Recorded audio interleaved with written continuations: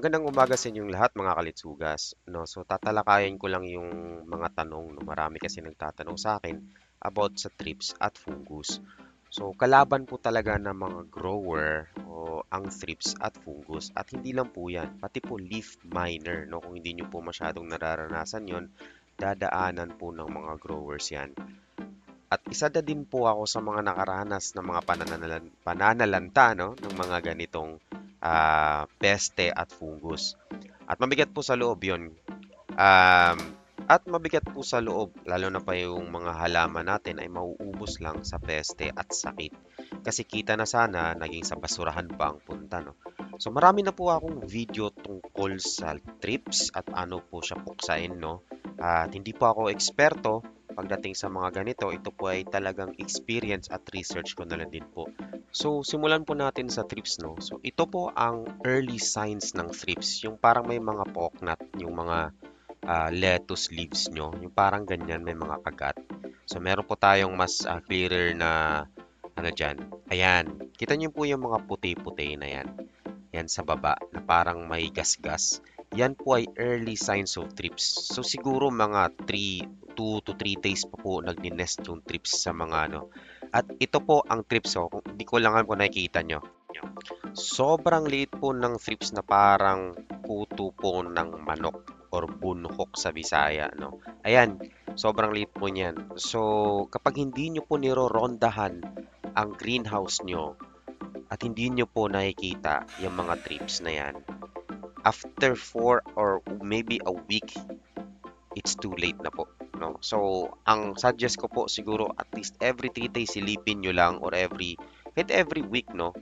Ng yung mga dahon kung may mga poknat-poknat na gano'n. Yung early detection. So maaga pa lang dapat nakikita na natin yung mga poknat na ganyan. At makakapag ano na tayo, preventive tulad ng pag spray po ng mga organic na mga pesticides, mga ganun, or kung ano man po yung preference nyo. So, meron po tayong mga ginagamit tulad ng, ako gumagamit po ako ng baking soda na may vegetable oil, tsaka sabon. So, yun po yung ini-spray ko. Kapag po mga maliliit tulad niyan na nasa video po, ang ini-spray ko na po diyan organic pesticide. So kayo na pong bahala maghanap ng organic pesticide, no? So mga seedlings lang po yung mga ini-spray ko.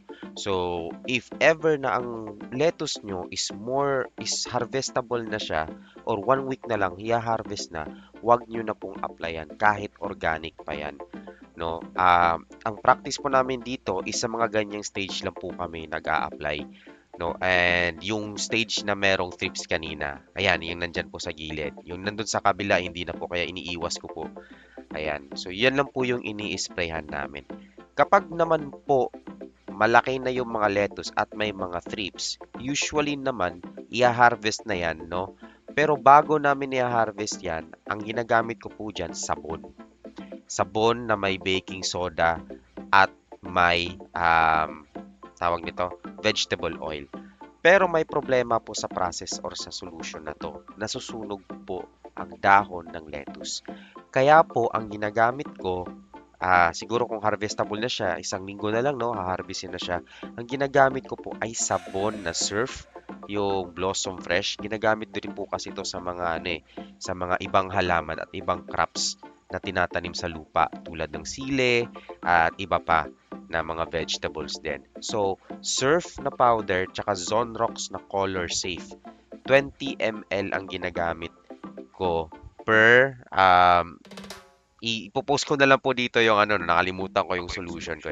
Kukunin ko lang yung cheat sheet ko, no.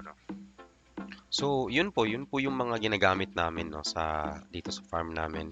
And medyo marami na po kasi din akong tinry, no. At ito naman po yung nag-work sa amin so far.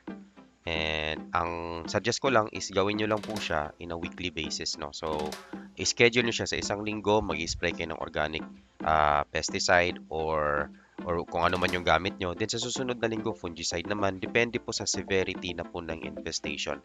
And hindi lang po yung mga lettuce yung dapat yung linisan, no? Pati po yung lupa, yung greenhouse, and yun po yung nag-work sa amin. Ang ginagamit po namin dyan panglinis, sabon at Zonrox lang po talaga, no? At pag sa lettuce naman, Zonrox pa rin tsaka surf, tapos hinaghalo lang namin.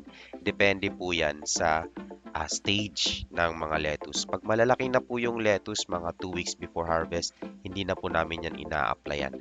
So, yun na po. Sana nakatulong. Yung iba pong link ng mga previous videos ko is ipopost ko na lang po dyan sa comment para mapanood nyo. Para hindi na rin po humaba yung video natin. So, maraming salamat po. Kung hindi pa kayo nakasubscribe, please subscribe po sa channel natin kung nagustuhan nyo po yung content. Maraming salamat po.